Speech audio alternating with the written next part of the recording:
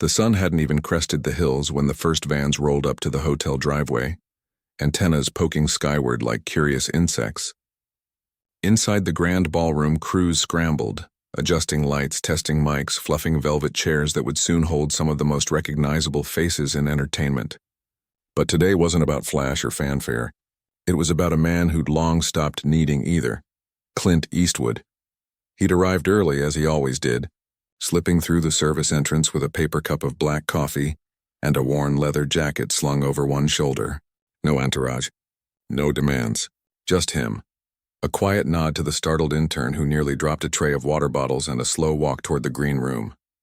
At 94, his steps were measured but steady, like a man who'd walked through decades of noise and learned the value of silence. Outside, the energy was different. Reporters milled about in clusters, some reviewing notes on tablets, others rehearsing questions under their breath. Among them stood a young journalist, early 30s, sharp-eyed, dressed in a crisp blazer that looked like it had been pressed that morning. She'd been covering film for 5 years, but this was her first major junket with a legend. Her editor had given her a simple directive: get something fresh. Everyone's writing the same old Hollywood piece. Find the angle no one else sees. She thought she had it. To her, Eastwood represented a paradox. On one hand, he was revered, a symbol of grit, authenticity, a cinematic voice that had shaped generations. On the other, his recent films felt out of step. Not bad exactly, just quiet, unhurried. In a world buzzing with superhero franchises, rapid cuts and social commentary woven into every frame. His stories, about aging cowboys, lonely jazz musicians, or small-town mechanics, seemed almost defiantly simple. And in her mind, that simplicity bordered on irrelevance. She didn't mean to be disrespectful, but she believed cinema should reflect the urgency of now: climate anxiety, digital alienation, the messy fight for equality. And she couldn't help but wonder, did a man who'd made his first film before color TV was common still understand the pulse of today's audience? As she waited in line to check in, she overheard 2 veteran critics chatting. He'll probably just give the usual, "I tell stories about people, not politics," one said with a tired smile. "Which is fine," the other replied, "but people change. Stories should too." That sealed it. She wouldn't ask about the new film's plot or his directing process. She'd go deeper. She'd ask why he kept making the same kind of stories while the world burned around him. It wasn't meant to be cruel, just honest. And if it ruffled a few feathers? Well, truth often did. Inside the ballroom, the seats filled quickly. Publicists hovered near the stage like nervous birds, whispering into headsets. A hush fell as Eastwood walked out. No fanfare, no music, just the soft shuffle of his boots on the hardwood. He took his seat, adjusted the mic with a practiced hand, and offered a small, almost imperceptible smile. It wasn't warm exactly, but it wasn't cold either. It was patient. The moderator opened with safe questions about the film's setting, the casting choices, the challenges of shooting on location. Eastwood answered in short, clear sentences. No fluff, no self-promotion. When asked about working with younger actors, he said, "They've got fire. I like that. Reminds me I used to move faster." A few chuckles rippled through the room. The young reporter sat near the front, notebook open, pen hovering. She watched how he held himself, relaxed but alert, like a man used to reading rooms before speaking. She noticed the lines around his eyes, deep from decades of squinting into sunsets, both real and cinematic. She felt a flicker of doubt. Maybe this wasn't the right moment. Maybe her question was too sharp for this setting. But then she remembered her editor's words. Find the angle no one else sees. When the moderator opened the floor for questions, her hand shot up. She wasn't the only one, but something in her posture, the set of her shoulders, the directness of her gaze, caught the moderator's eye. "Yes, you in the navy blazer?" She stood, smoothed her jacket, and stepped to the mic. Her voice was steady, confident. "Mr. Eastwood," she began, "your new film, like many of your recent ones, focuses on an older protagonist dealing with loss, solitude, maybe a little regret. And I respect that deeply. But given everything happening in the world right now, the speed of change, the voices finally being heard, do you ever worry that these kinds of stories, well, that they might feel a little disconnected from what younger audiences actually need to see?" The room didn't gasp, but it stilled. Even the air seemed to hold its breath. She hadn't called him outdated. She hadn't said he was irrelevant. But the implication hung there clear as daylight. Your time might be over. Eastwood didn't flinch. He didn't lean back or frown. He simply looked at her. Not with anger, not with dismissal, but with a kind of quiet curiosity, as if she'd just handed him a puzzle he hadn't expected. He took a slow sip of water, set the glass down. Then he leaned slightly toward the mic, and that's when it happened. He didn't raise his voice. He didn't quote statistics or launch into a defense of his legacy. Instead, he said something so simple, so human, that it cut through the tension like a knife through fog. But that moment, the reply, the silence that followed, the way the young reporter's confidence cracked just a little, wouldn't come until later. For now, in this packed ballroom under the soft glow of stage lights, the story was just beginning. And no one, least of all the woman who'd asked the question, knew how deeply those few words would echo, not just in the room, but in her own understanding of what it means to truly listen, to truly see someone, before deciding what they're worth. The coffee in Eastwood's cup had gone cold.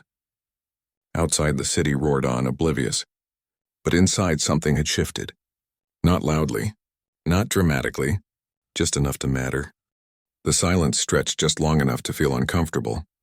Not the kind of silence that follows a joke that didn't land or a technical glitch, but the heavy, thoughtful kind that comes when someone has just been handed a mirror and isn't sure whether to look.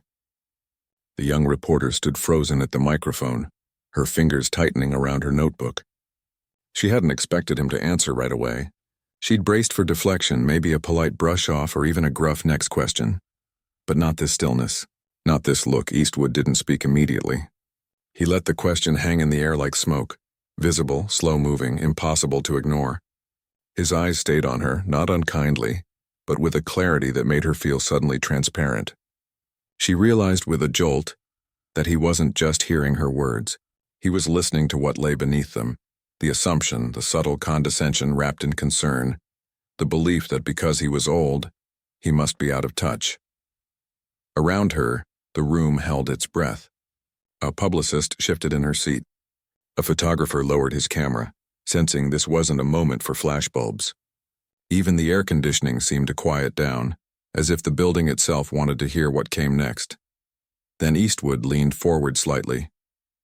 Not aggressively, just enough to close the distance between them, not with his body, but with his presence. He placed his hands on his knees. Strong hands, veined and weathered, hands that had held guns, steering wheels, camera rigs, and probably more than a few regrets. When he finally spoke, his voice was low, steady, and calm, like gravel smoothed by a river. "You know," he began, "I've been asked that kind of question before. Not in those exact words, but close enough. People always want to know if I get it, if I understand what the world's going through now." He paused, letting that sink in. "And I'll tell you something honest. I don't pretend to have all the answers. Never did." A few murmurs rippled through the audience. Some nodded. Others leaned in. "But here's what I do know," he continued. "Stories aren't about keeping up with the headlines. They're about people, real ones, the kind who wake up scared, who love too hard, who make mistakes and keep going anyway. That hasn't changed. Not in 50 years. Not in 100. He glanced down for a second as if gathering a memory, then looked back up at her. "You talk about what younger audiences need to see. I respect that. But maybe, just maybe, they also need to see that not everything has to be loud to matter. That quiet lives can hold just as much truth as the ones shouting from the rooftops." His words weren't a lecture. They weren't defensive. They were offered like a gift, something simple, maybe even old-fashioned, but meant to be held gently. The reporter felt her cheeks warm. She hadn't meant to imply that quiet stories were worthless, but now she saw how her question had sounded, as if relevance was measured only by volume, by how closely a film mirrored the chaos of the moment. She'd forgotten that sometimes the most powerful stories are the ones that offer shelter from the storm, not another lightning strike. She opened her mouth to respond, to clarify, to apologize, to say something, but no words came. And before she could gather them, Eastwood added one more thing, so softly that only those in the front rows caught it clearly. "If you're so sure you know what the world needs, maybe you should go make your own movie instead of telling others they're obsolete." It wasn't cruel. It wasn't even sharp. but it landed like a stone in still water, sending ripples through everything she thought she knew about her role as a journalist. Was she here to understand? Or just to judge? The moderator, sensing the shift, smoothly stepped in. "Thank you, Mr. Eastwood. Next question?" The spell broke. The room exhaled. Someone coughed. A chair scraped. The next reporter stood, voice a little shaky, and asked about the film's score. Eastwood answered warmly, as if the last exchange had never happened. But the young journalist remained standing for a beat too long, her mind racing. She returned to her seat slowly, her earlier confidence replaced by something quieter, uncertainty, maybe even shame. She glanced around, wondering if others had seen what she'd done, not just asked a tough question but revealed her own blind spot. To her surprise, no one was glaring. A few gave her small, knowing nods. Veteran journalists who'd probably made similar missteps early in their careers. One older woman even offered a faint smile, the kind that said, "You'll learn." The rest of the Q&A passed in a blur. She heard answers about casting, about shooting on film versus digital, about the importance of location, but her thoughts kept circling back to Eastwood's words. Stories are about people, not trends, not algorithms, not what's trending on social media. People, messy, complicated, enduring people. When the session ended, the crowd rose, chairs scraping, voices rising in chatter. Publicists ushered Eastwood toward the exit, but not before he paused at the edge of the stage. He didn't look for her. He didn't need to, but as he walked past the front row, his eyes briefly met hers again. Just a glance, really. And in it, she saw no anger, no triumph. Only a quiet invitation. Think about it. She stayed behind as others filed out, packing her notebook with slow, deliberate movements. Her hands trembled slightly, not from fear, but from the strange, unsettling feeling of having been seen. Not just as a reporter, but as a person still learning how to ask the right questions. Outside, the afternoon sun beat down on the pavement. Reporters clustered on the sidewalk, comparing notes, laughing, already crafting their headlines. She stood apart, watching Eastwood's car pull away, black, unmarked, no fanfare. He didn't look back. She pulled out her phone, opened her notes app, and stared at the blank screen. The angle she'd planned, the Eastwood is out of touch piece, suddenly felt hollow.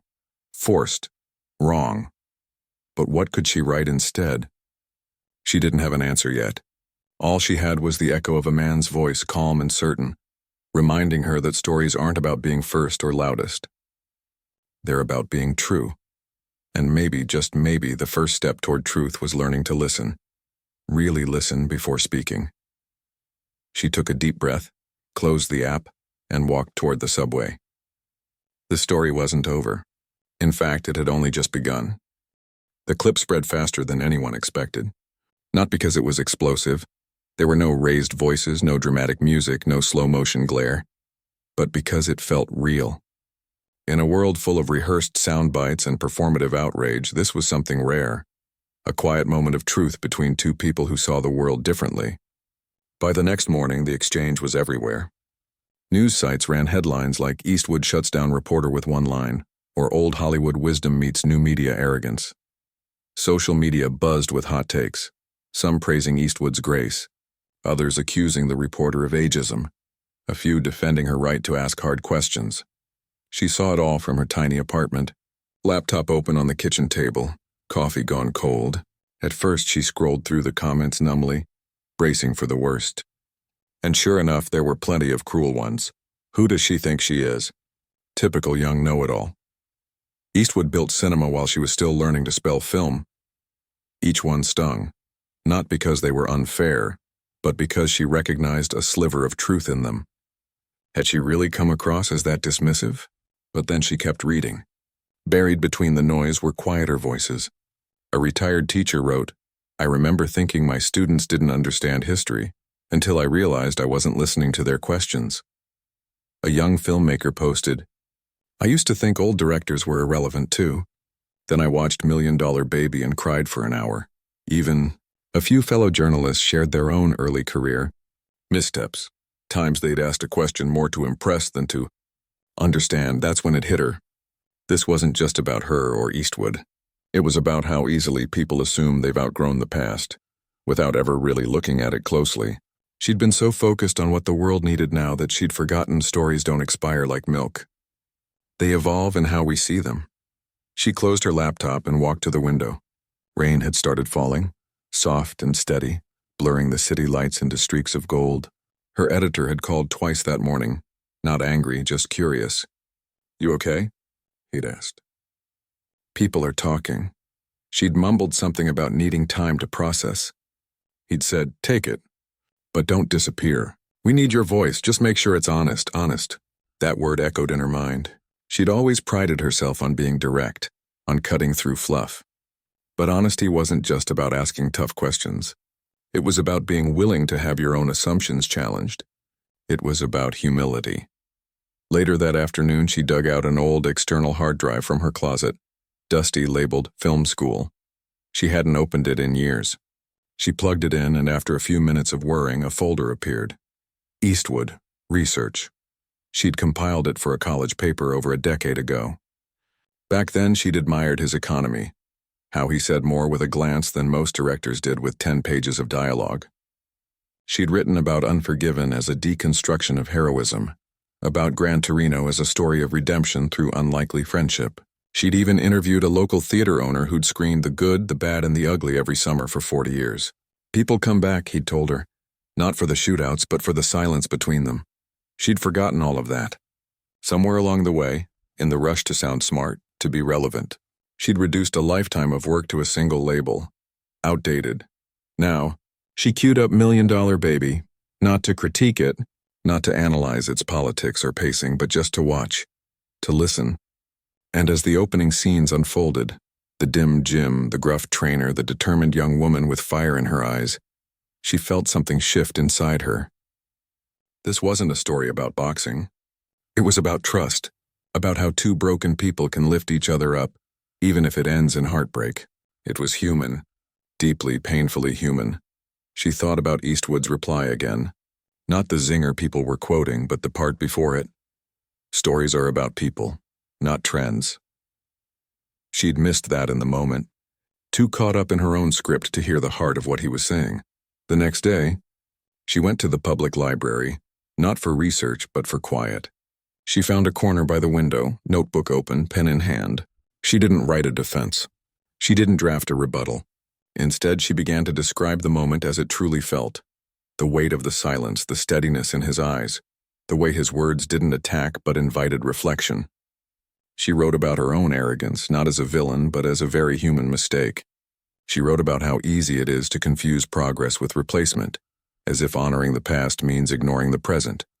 She didn't mention Eastwood by name in the draft, not because she was avoiding him, but because the story wasn't really about him anymore. It was about her and maybe others like her, who'd forgotten that wisdom doesn't always shout. Sometimes it sits quietly in a ballroom, sipping black coffee, waiting for someone to finally listen. By evening, she had 800 words, raw, unpolished, real. She read them aloud to herself, and for the first time in days she didn't feel shame. She felt clarity. Later, she received a message from a colleague, a veteran film critic she'd always admired. Saw the clip, it read. "You handled it with grace. And Eastwood? He's been doing that for 60 years. He doesn't tear people down. He just reminds them to look deeper." She smiled. Maybe that was the real lesson. Not that she was wrong to question, but that questions should come from curiosity, not certainty. That night, she dreamed of an old movie theater, empty except for 2 seats in the back.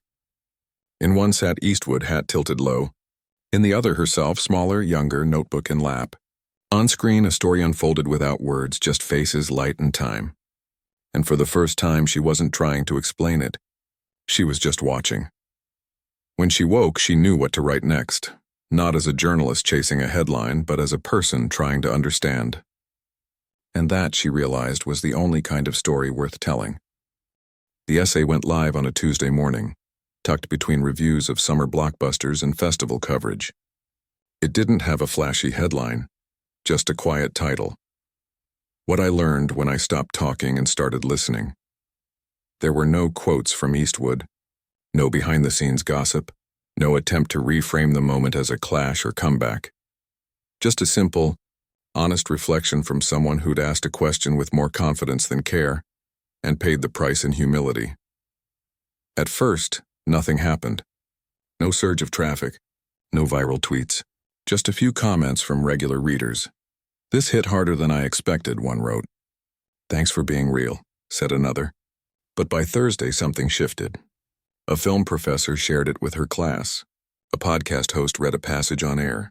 Then, unexpectedly, a retired screenwriter, one who'd worked with Eastwood in the 80s, posted a short note on social media. This is how you grow, not by being right, but by being willing to be wrong. The young journalist didn't chase the attention. She kept her phone on silent, avoided the comment sections, and went back to her usual routine, interviewing indie directors, reviewing documentaries, filing copy before deadline. But something inside her had changed. She found herself pausing before hitting send on an email. She asked fewer leading questions and more open ones. What moved you about this scene? Instead of, why did you choose such a slow pace? She listened more than she spoke. Her editor noticed. You're writing differently, he said one afternoon, glancing up from her latest draft. It's softer, but sharper too. She just nodded. She didn't have the words to explain it yet, but she knew what he meant. She wasn't trying to prove anything anymore. She was trying to understand. Meanwhile, life moved on for everyone else too.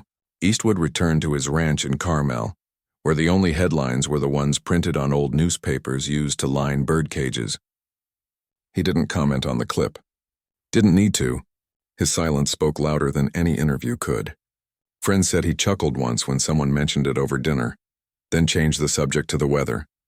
But the ripple from that ballroom moment kept spreading in quiet ways. At a film school in Chicago, a student scrapped her thesis on cinema as social weapon and started over, this time exploring how quiet character studies can quietly change minds. In a small town in Oregon, a retired mechanic watched Gran Torino for the first time in years and called his estranged son the next day. Not because of the plot, but because of the look in Eastwood's eyes when he finally opened his door. Back in the city, the journalist received an unexpected email. It was from the publicist who'd been at the junket, the one who'd hovered nervously near the stage. Mr. Eastwood doesn't do follow-ups, the message read, but he asked me to pass along something. Attached was a scanned photo, slightly faded. It showed a young Eastwood on a movie set in the 1960s, standing beside an older director, someone long forgotten by mainstream history. The caption, handwritten in pencil at the bottom, read, "He told me I was too loud. Turned out I just hadn't learned to listen yet." She stared at the image for a long time. It wasn't an apology. It wasn't praise. It was a bridge, a quiet acknowledgement that this dance between youth and experience, between noise and silence, was as old as storytelling itself. That weekend, she visited her grandfather. He lived in a quiet neighborhood, his house filled with books, jazz records, and photos from a life spent teaching high school history. Over tea, she told him about the exchange, the backlash, the essay. He listened without interrupting, stirring honey into his cup with slow, deliberate circles. When she finished, he said, "You know, when I first started teaching, I thought I had all the answers. I'd correct students mid-sentence, shut down questions that didn't fit my lesson plan. One day, a kid raised his hand and said, 'Sir, are you trying to teach us or just prove you know more than us?' He smiled faintly. I never forgot that. Teaching isn't about filling empty cups. It's about lighting fires. She realized then that her mistake hadn't been asking a hard question. It had been forgetting that journalism, at its best, is also a kind of teaching, and listening is part of the lesson. The following week, she was assigned to cover a screening of a debut feature by a 23-year-old filmmaker from Detroit.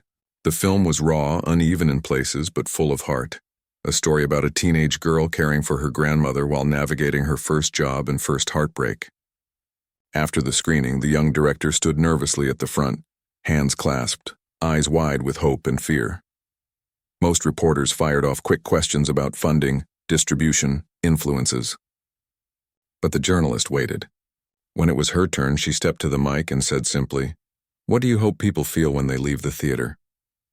The director paused, then, voice trembling slightly, said, "I hope they feel seen, like someone finally noticed the quiet parts of their life and said, 'Yeah, that matters too.'"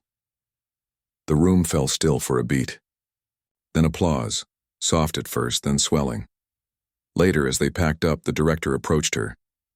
"Thank you," she said. "Most people ask if I'm the next big thing. You asked why I made it." They talked for 20 minutes about family, about fear, about how hard it is to tell simple truths in a world that rewards spectacle. And for the first time in a long time, the journalist didn't think about angles or headlines. She just listened. That night, she sat at her desk, rain tapping against the window again. She opened a new document. Not for work, just for herself. She wrote, "Maybe relevance isn't about being new. Maybe it's about being real. And maybe the most powerful stories aren't the ones that shout the loudest, but the ones that make you lean in and say, 'Tell me more.'" She didn't publish it. She didn't need to. Some lessons aren't meant for an audience. They're meant to change the person who learns them. And in that quiet room with the city humming outside, she finally understood what Eastwood had been trying to say all along, not with his words, but with his life. That true strength isn't in never being wrong, but in having the courage to grow when you are. The premiere was held in a small independent theater downtown. No red carpet, no flashing bulbs, just a hand-painted sign by the door and a line of people waiting under string lights. Inside, the seats were mismatched, some upholstered in faded velvet, others in plain wood, but everyone was filled. The air smelled faintly of popcorn and old paper, the kind of place where movies still feel like shared secrets rather than products. She arrived early, not as a reporter this time, but as a guest. The young filmmaker, the one from Detroit, had invited her personally. "You actually listened," she'd said with a half-smile. "That's rare." She took a seat near the back, not wanting to draw attention. As the lights dimmed and the opening credits rolled, she let herself sink into the story. It wasn't flashy. No explosions, no twist ending, no celebrity cameos. Just a girl, her grandmother, and the quiet rhythm of their days. Laundry on the line, bus rides in the rain, whispered arguments over bills and dreams. And yet, it held the room in a way big-budget films often couldn't. People leaned forward. Some wiped their eyes. No one checked their phones. Afterward, during the Q&A, the filmmaker spoke with the same honesty she'd shown weeks before. When asked about her influences, she didn't name famous directors or Oscar winners. "My grandma," she said simply. "She never made a movie, but she taught me how to watch people, how to see what they don't say." The journalist felt something loosen in her chest. This was what Eastwood had meant. Stories aren't about chasing relevance. They become relevant when they're true to the human experience, no matter how ordinary it seems. Later, as the crowd trickled out, she lingered near the lobby, watching people talk in hushed, excited tones. A couple held hands a little tighter. A teenager hugged her mom. An older man stood by the poster, staring at it like it reminded him of someone he'd lost. That's when she knew. This was the real power of storytelling. Not fame, not clicks, but connection. She walked home that night, the city quiet under a half-moon. Her phone buzzed once, a message from her editor. "Great piece today. Feels like you're writing with your heart now." She smiled but didn't reply right away. She was thinking about the journey that had brought her here. Not just the past few weeks, but the slow unraveling of her own certainty. The humility that came from being gently corrected by someone who didn't need to correct her at all. A few days later, she received a package in the mail. No return address, just her name and apartment number in neat block letters. Inside was a slim hardcover book, The Human Comedy, by William Saroyan, its pages yellowed with age. Tucked between chapters was a single note, typed on an old manual typewriter. "You asked the right question. Just needed to hear the right answer. Keep listening." She ran her fingers over the paper. She knew who it was from. Not because of the words, but because of the silence around them. The kind of quiet generosity that doesn't seek credit. She never wrote about the book. Never posted it online. She just placed it on her shelf, between her film textbooks and notebooks, where it became a quiet reminder. Wisdom doesn't always arrive with fanfare. Sometimes it shows up in a ballroom, in a reply that ends an argument not with force but with grace. Sometimes it arrives in a plain envelope, carrying nothing but a story and a nudge to keep going. Months passed. She kept writing, but differently. Her interviews became conversations. Her reviews focused less on what a film should be and more on what it was and what it made people feel. She covered indie debuts, veteran auteurs, even a documentary about beekeepers in Montana. She didn't chase trends. She chased truth, however small. One afternoon, while sorting through old press passes, she came across the badge from the Eastwood junket. She held it for a moment, then tucked it into the back of her journal, not as a trophy but as a bookmark in her own growth. She never saw him again. Never needed to. His words had already done their work. Years later, when she taught a workshop for young journalists, someone asked, "How do you know if your question is good?" She thought for a moment, then said, "Ask yourself, am I trying to understand or just to prove something? If it's the second, wait. The best questions come from curiosity, not certainty." The room was quiet. Then a student raised a hand. "Did someone teach you that?" She smiled. "Yeah," she said, "in a ballroom on a Tuesday afternoon." And all he did was listen before he spoke. Life moved on, as it always does. Eastwood kept making films, fewer now, but each one carrying the weight of a lifetime. The young filmmaker from Detroit released her second feature to critical praise. And the journalist? She kept writing. Not for headlines, but for the quiet moments when a sentence lands just right and someone reads it and thinks, "Yeah, that's how it feels." No grand finale. No dramatic redemption arc. Just a person learning slowly to see the world with more patience, more respect, and a little less noise. And in the end, that was enough.